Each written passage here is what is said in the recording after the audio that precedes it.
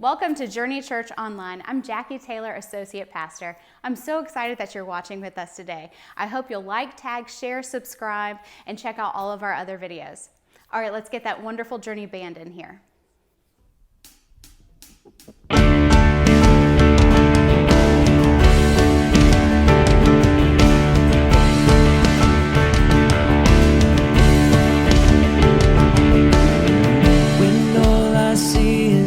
Battle, you see my victory.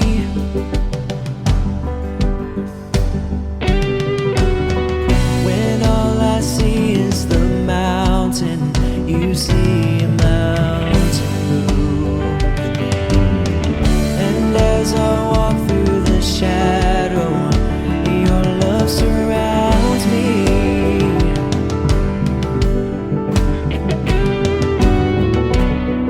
There's nothing to fear now, for I am safe with you.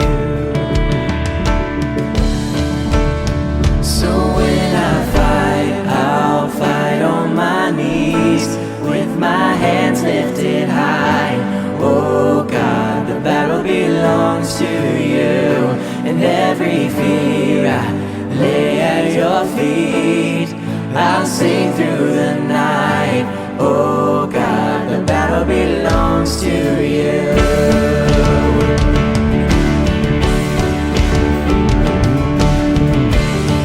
And if you are for me, who can be against me? Yeah. For Jesus, there's nothing impossible. I see all the ashes, you see the beauty. Thank you, God. When all I see is the cross, God, you see the empty tomb. So when I fight, I'll fight on my knees, with my hands lifted high. Oh God, the battle belongs to you, and every fear I lay at your feet. I'll sing through the night. Oh God, the battle belongs to you. Almighty fortress, you go before us. Nothing can stand against the power of our God. You shine in the shadow, you win every battle. Nothing can stand against the power of our God. An almighty fortress, you go before us. Nothing can stand against the power of our God. You shine in the shadow, you win every battle. Nothing can stand against the power of our God. An almighty fortress, you go before us. Nothing can stand against the power of our God. You shine in the shadow, you win every battle. Nothing can stand against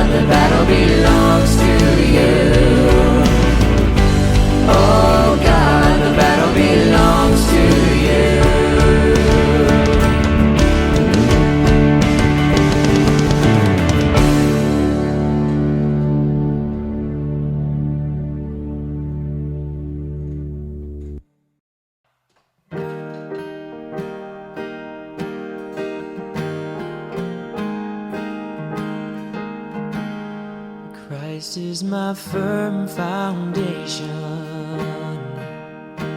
the rock on which I stand when everything around me is shaking. I've never been more glad that I put my faith in Jesus, 'cause He's never let me down. He's faithful through generations.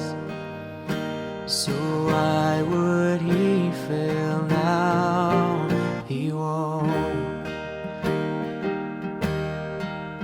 He won't. I've still got joy in chaos. I've got peace that makes no sense, so I won't be going under. I'm not held by my own strength, 'cause I built my life on Jesus, and He's never let me down. He's faithful in every season. So why would He fail now? He won't. He won't. He won't fail. He won't fail. He won't.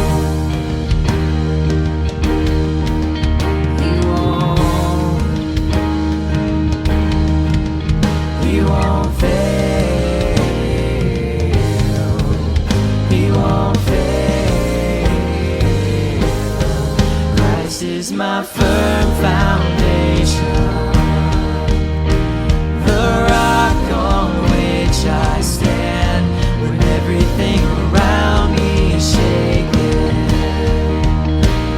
I've never been more glad that I put my faith in Jesus, 'cause He's never let me down. He's faithful through generations. So why would He fail now? He won't. He won't. He won't fail. He won't fail.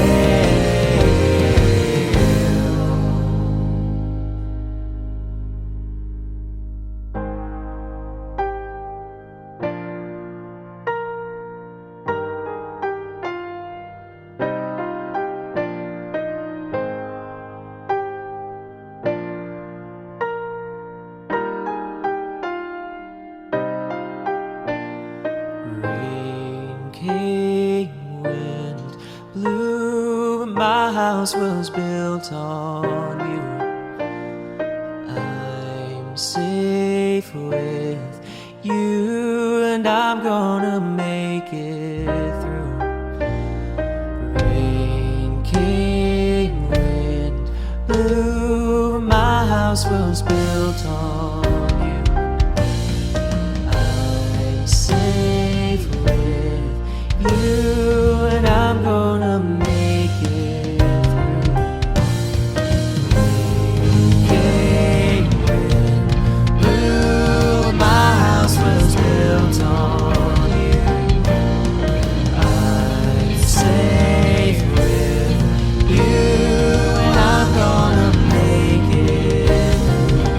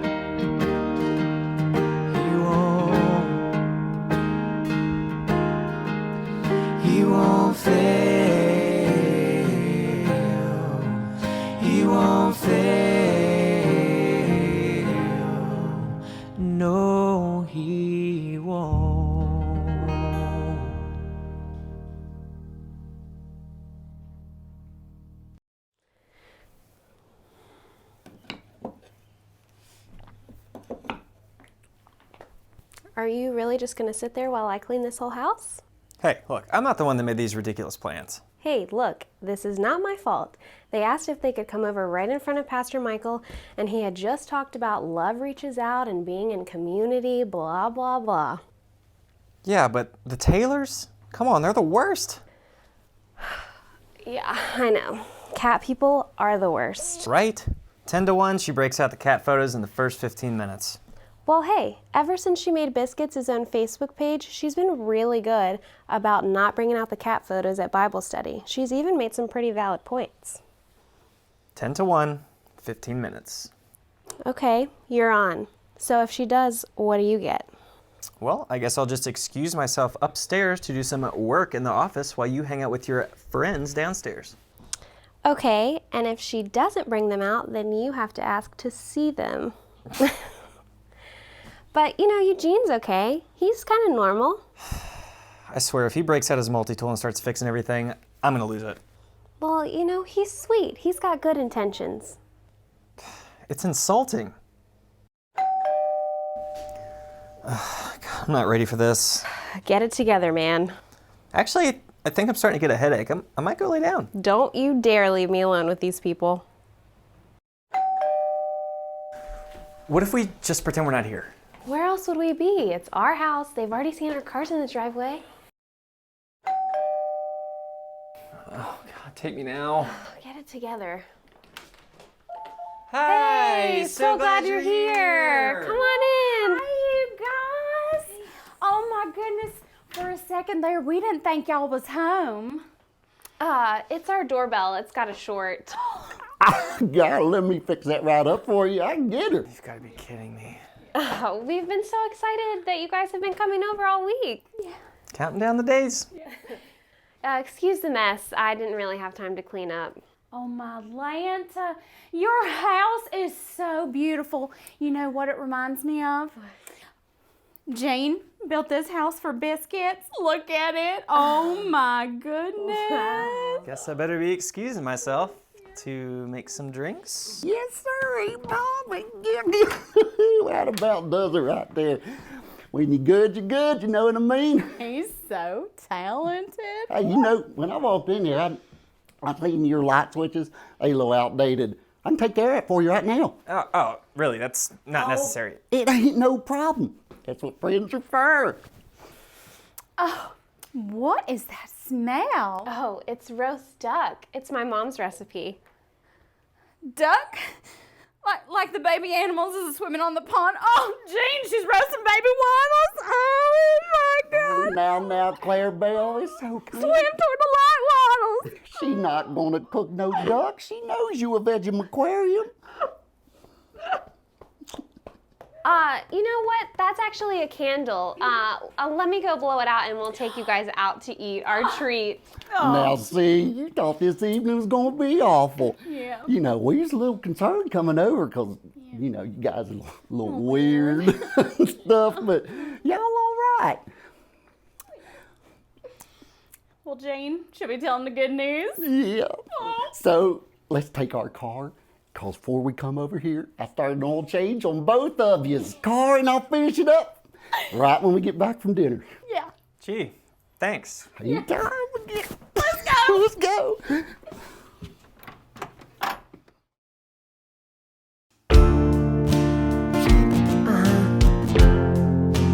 Life's like this. That's the way it is.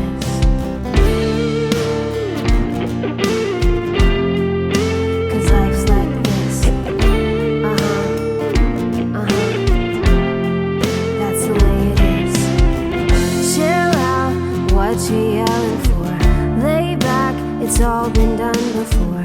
And if you could only let it be, you see I like you the way you are.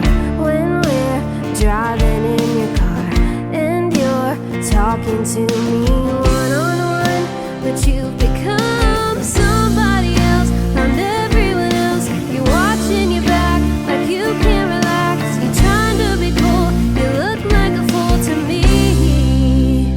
Tell me why you have to go and make things so complicated.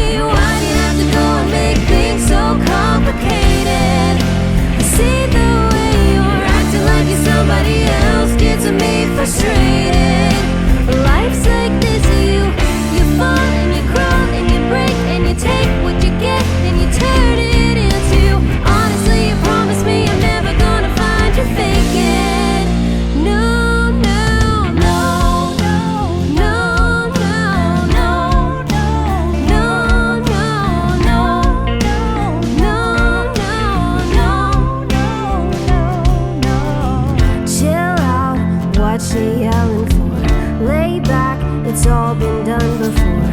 And if you could only let it be, you'll see somebody else around everyone else. You're watching your back like you can't relax. You're trying to be cool, you look like a fool to me. Tell me, why do you have to go and make things so complicated? See the way you're acting like you're somebody else gets me frustrated. Life's like this, you fall and you crawl and you break and you take what you get and you turn it into. Honestly, you promised me I'm never gonna find you faking. No, no, why do you have to go and make things so complicated? See the way you're acting like you're somebody else gets me frustrated.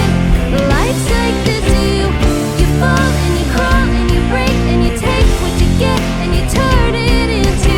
Honestly, you promised me I'm never gonna find you faking. No, no, no.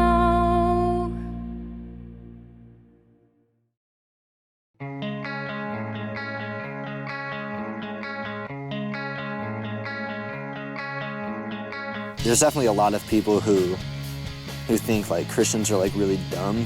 Bringing around that here definitely, I don't know, makes it interesting being a believer in Boulder, Colorado. My church involvement was like playing guitar and participating in the church's youth band for, well, ever since I was a freshman in high school. And like my sophomore year, like my friends just became like a bunch of like stoners. They started getting into drugs and stuff, and I would like be the one to tell them like, dude, like probably shouldn't be getting into this. I was definitely like peer pressured, I guess, into like doing drugs and stuff. Like I got into like alcohol, like smoking cigarettes and like marijuana. Like I was still involved in the youth group. I would be like the day before like hanging out with friends and like partying and like, you know, drinking and smoking and all this stuff, and the day after like get to church and be like, all right, sober, okay, let's play guitar. I definitely kind of looked at myself as like a two-faced, you know, like hypocrite almost, just like, not really almost, I was a hypocrite at the time. My commitment with a lot of things were kind of just like dying out, with like my musical commitment to things, and my commitment to, you know, school and stuff was kind of all going down the drain for like, you know, just getting high all the time and getting drunk all the time. And when I realized this is like, I was like, all right, I should probably cut this out. Like this is really messing with my life.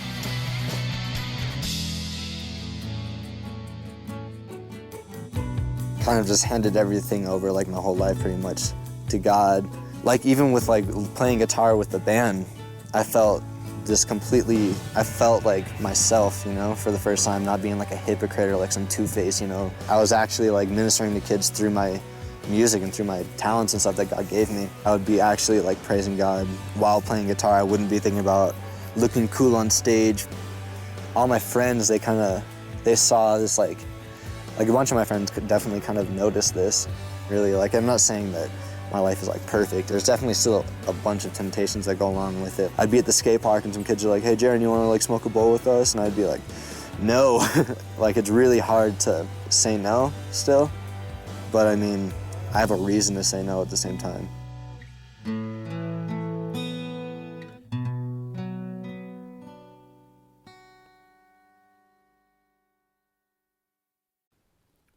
We're finishing up today our series, My Life's a Mess. And I believe many of us might be willing to admit that there may have been times that our lives were a mess because of the fear or the bitterness or the shame we've struggled with, like we've talked about the last several weeks. But many of us might be unwilling to admit that our lives are a mess because of what we're talking about today. Why is that? Because we're fooling ourselves, even as we try and fool others. What we're talking about today is hypocrisy, about being fake. How many of us would be willing to admit we've been as fake as the couple in the drama? How many of us would be willing to admit, like the guy in the video, that there are times when we are two-faced? He said it was almost like he was being a hypocrite. And then he was really honest and said, no, I was being a hypocrite. And he said it was really messing with his life.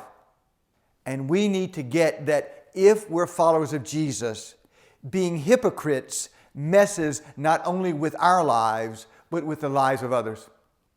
Imagine you're seated comfortably in a Starbucks, sipping coffee and enjoying some delicious pastries. Two young adults come in and sit at the table next to you. The guy says, "Can you believe it?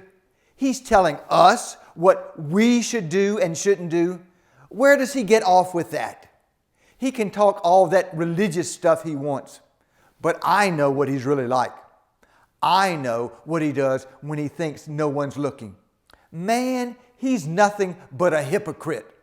If that's what the church and Christianity are like, I don't want anything to do with it. The girl chimes in. "I went to church when I was a kid. My mom made us go. I hated it. The people there were all dressed up, acting like they were something special, but they'd make fun of the way my sisters and I were dressed. They'd say things like, 'We love everyone,' but then they treated us as if we weren't good enough for them. They're all a bunch of frauds. I'll never go to a church again." Many people in today's world think of the Christian faith this way. Over and over, they've seen people who claim to be Christians act in god-awful ways. They've personally experienced church-going folks who are judgmental and condemning, and their hypocrisy turns them away from God and away from the church, the body of Christ. I read the story of a pompous-looking, self-righteous church deacon who was talking to a class of boys about the importance of living the Christian life. The church deacon asked, "Why do you think people call me a Christian?" There was a pause, and then one of the boys said, "Maybe it's because they don't know you." Hypocrisy is putting on a fake front. It's being inauthentic. It's pretending to be something we're not. Hypocrisy is when there's a mismatch between what we say and what we do. Eric Thanes is a professor at Biola University. At the beginning of each semester, he asks his students to write down 2 things they love and 2 things they hate. Consistently, one of the things his students say they hate the most is fake people. Thanes says he gets why young adults are turned off by phoniness. Their cynicism comes from a church culture that oftentimes tries to hide its imperfections beneath a facade of legalism and self-righteousness. One young adult wrote, "Authentic community, authentic faith, and authentic Jesus are the cry of the new generation. We don't want to be fooled anymore. We don't want to be gullible anymore. We want flawed. We want imperfect. We want real." Did you know that Jesus didn't save his harshest words for thieves or adulterers? Some of his harshest words were targeted toward those who engaged in blatant hypocrisy. He reserved his harshest criticism for self-righteous hypocrites who claimed to follow God, but then acted in ways that were exactly the opposite of what God wants. The truth is that no matter how hard you may try, hypocrisy cannot be hidden indefinitely. Jesus knows when you're faking it, and he doesn't hold back on letting you know what he thinks about it. You pretenders, you clean the outside of a cup and dish, but on the inside, you are full of greed. You only want to satisfy yourselves. With hypocrites, everything may look clean and perfect on the outside. They may know the right things to say. They may know how to look all spiritual. They may know how to play the religious game. On the surface, They follow their rigid religious rules. But out of the view of others, something totally different can be found. In the church I attended when I was young, there was a family who outwardly seemed to be devoutly Christian. They were at church every time the doors were open. The dad was a deacon. The mom was a Sunday school teacher. But over time, their hypocrisy was exposed. The dad had an affair. The mom spread gossip and rumors like wildfire. And their kids' lives got so messed up because of the pain they felt from their parents' hypocrisy. Again and again, I've seen hypocrisy mess up people's lives big time, adults and children. Charles Swindoll writes, "You want to mess up the minds of your children? Here's how guaranteed. Rear them in a legalistic, tight context of external religion where performance is more important than reality. Fake your faith. Sneak around and pretend your spirituality. Train your children to do the same. Embrace a long list of do's and don'ts publicly, but hypocritically practice them privately. Yet never own up to the fact that it's hypocrisy. Act one way, but live another. And you can count on it. Emotional and spiritual damage will occur." Daniel Hill tells of the time he came to grips with the hypocrisy in his life. His parents were divorced when he was 8. During his teenage years, there was a major splintering of his relationship with his sister Lori. Things were said and done. And when Lori turned 18, she was out of there. She couldn't wait to get away. And Daniel was more than happy for her to go. Daniel became a follower of Jesus. He would talk about the unconditional love of God, but all the while, he had this ongoing broken relationship with his sister. And the truth was that he didn't really even care that they were estranged from one another. He finally reached the point where he felt convicted of his hypocrisy, of saying he lived for Christ, but refusing to love and forgive his sister. He came face to face with the reality that he had been a poor reflection of Jesus. The rift between them had grown so great with all the anger and hurt that when Daniel tried to talk with her, Lori didn't want to meet with him one-on-one, but she agreed to meet him with a counselor present. It was tough for Daniel to take an honest look at his life and to own up to his hypocrisy. It was so much easier to blame her and to judge her for her failings. He came to understand what we need to understand. That hypocrisy and judgmentalism go hand in hand. We can be awfully good at seeing the hypocrisy in others. With almost no effort at all, we can judge and condemn other people when they're fake or phony. We don't find it hard at all to identify their mistakes and wrongs. But listen to what Jesus taught. How can you think of saying, "Friend, let me help you get rid of that speck in your eye," when you can't see past the log in your own eye? Hypocrite. Really now, how many times do we accusingly point our finger at others, critically condemning them, when we are guilty of even greater things ourselves? We need to deal with the stuff in our own lives before we even think about speaking to others about what's taking place in theirs, because our hypocrisy can mess up our lives by damaging our relationships with family members, friends, co-workers, and alienate them from us.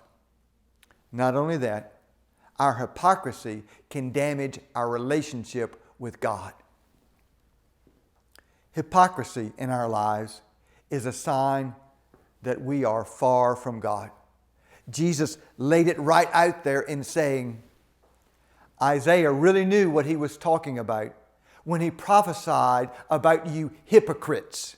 He wrote, "This people honors me with their lips, but their hearts are far away from me." There's the story of a well-respected British pastor who took a trolley one Monday morning. He got on, paid the driver, and sat down. As he put his change in his pocket, the pastor realized that the driver had given him too much money back. At first, he thought to himself, "My, how wonderfully God provides." But as he sat there, his conscience convicted him. As he got ready to get off the bus at his stop, he quietly said to the driver, "When I got on, you accidentally gave me too much change." With a smile, the driver then said, "Oh, it was no accident at all. I was in your congregation yesterday and heard your sermon on honesty.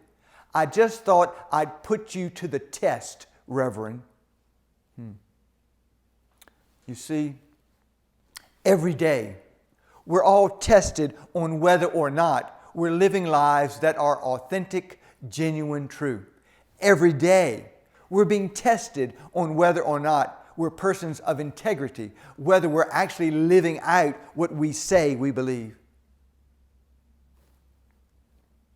And it breaks God's heart that according to surveys, people who attend churches are often no more ethical in the workplace than those who don't. A lot of people say one thing on Sunday, but do something completely different on Monday. It shouldn't be that way. Ask yourself, is God a part of my whole life? Or do I hypocritically compartmentalize my faith and shut God out when it comes to work or school? For those of us who are Christ followers, this is a crucial issue. Why? Because hypocrites can get in the way of people truly coming to know God. Jesus made no bones about it. He said, "You hypocrites, you shut the door of the kingdom of heaven in people's faces. You yourselves do not enter, nor will you let those enter who are trying to." How many people have you heard say that they don't attend church because it's filled with hypocrites? The sad truth is that a lot of people have been truly hurt by persons who have claimed to be Christians. And I want to say that I am deeply sorry for that. My heart breaks when I hear people say that they've been wounded by God's church. My prayer is that in Journey Church, as we seek faithfully to live out the love of Christ in our lives, we will do everything in our power to be a community of faith in which people will in no way be damaged or harmed. With that being said, I want to be upfront with you and also say that I think a lot of people use the issue of hypocrisy in the church as an excuse. They use it as a pretext to justify never seriously grappling with God, the church, ultimate spiritual matters. You see, there's no place on earth where there's no hypocrisy. If you refuse to go any place where there's hypocrisy, you'll never go anywhere. You'll never go to school or work or a ball game. You won't hang out with any friends, and you won't spend any time with your family because you'll find hypocrites in all those places. We in the church should do everything we can to live without pretense. We should be real and not fake because God will hold us accountable. We should acknowledge that to be a hypocrite is to commit sin. but the church is a haven for sinners to come and find Christ, to move towards spiritual renewal and wholeness, to be changed by the power of God's love. I would certainly never claim that the church is perfect. To come to a church hoping there are no sinners is like going to a hospital and hoping not to bump into anyone who's sick. As long as the church is made up of people, you can be sure there will be hypocrites. But to the best of our abilities, we should decide every day that we are going to seek to become more and more authentic, real, loving like Jesus, and less fake and hypocritical. Max Dupree tells the story of his granddaughter Zoe. She was born prematurely and weighed only 1 pound, 7 ounces. She was so small that a wedding ring could slide up her arm all the way to her shoulder. The doctor who first examined her said that she had a 5 to 10% chance of living. To complicate matters, Zoe's biological father had abandoned the family the month before Zoe was born. A wise and caring nurse gave the grandfather some instructions. She said, "You're the surrogate father. I want you to come to the hospital every day to visit Zoe. And when you come, rub her body and her legs and her arms with the tip of your finger. While you're caressing her, you should tell her over and over how much you love her. That way, she'll be able to connect your voice and your touch." That's how we're supposed to live as Christ followers. Instead of there being a mismatch between what we say and do, our words and our actions should be connected and should be filled with love. It may be that you've been hurt so badly by hypocrisy that it's tough for you to buy into much of the Christian faith. You look at the broken copies of Jesus like me, who sometimes fail and fall into hypocrisy, and you think you want nothing to do with it. But I hope you'll look to the original source, Jesus. I hope you'll connect His love and touch in your life. If you do, I think you'll find there's nothing fake or phony about Him. I think you'll find that He alone offers the answers you're seeking. I think you'll find that He can make a radical difference in your life. I hope you won't let anything get in the way of your pursuing a real, authentic relationship with Jesus. And if so, what are you waiting for? Right now, I'm going to lead in a prayer of commitment. And I invite you, if you would, to bow your heads, close your eyes. And as I lead in this prayer of commitment, if you're ready to take a leap into faith, if you're ready to move beyond selfishness and hypocrisy and being fake, if you're ready to embrace who you truly are, created in the image of God, and to be forgiven, I invite you to pray this prayer along with me silently. Dear Jesus, I know in my life there are times I put on this fake front. I pretended I had it all together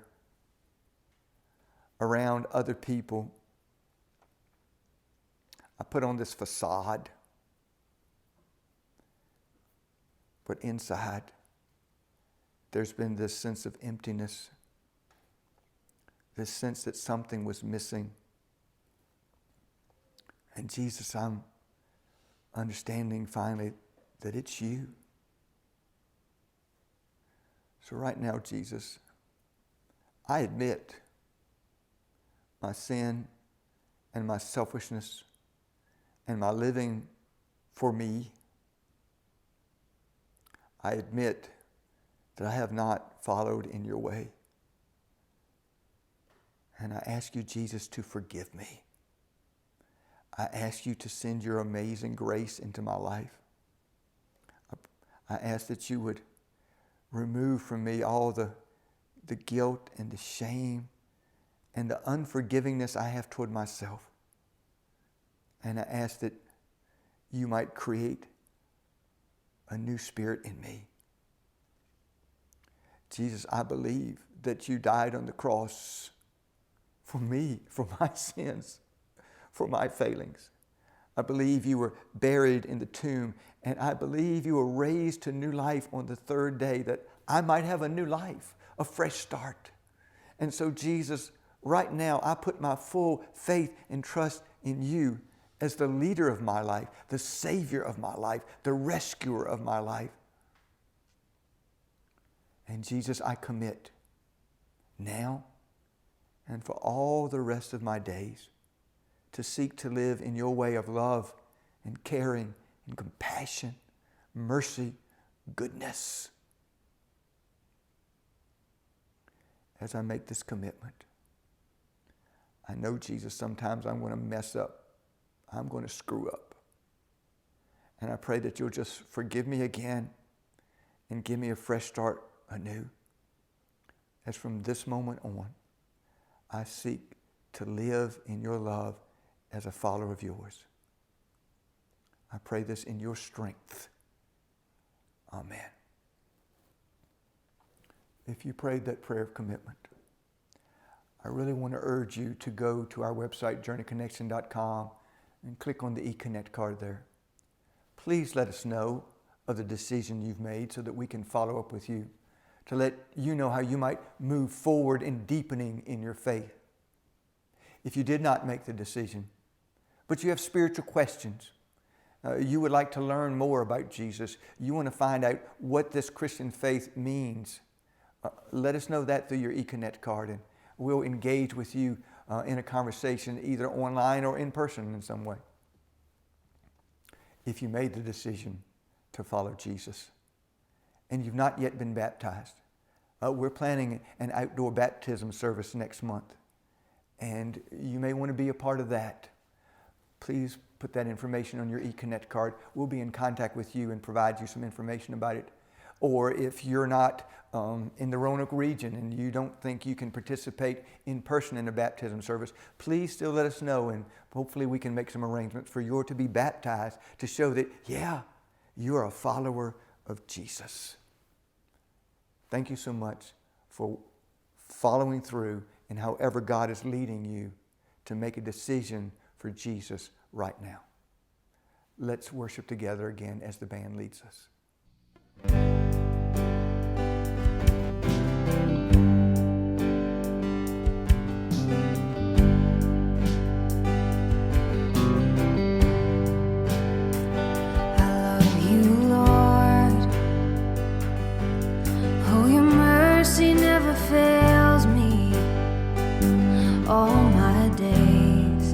I've been held in your hand from the moment that I wake up until I lay my head.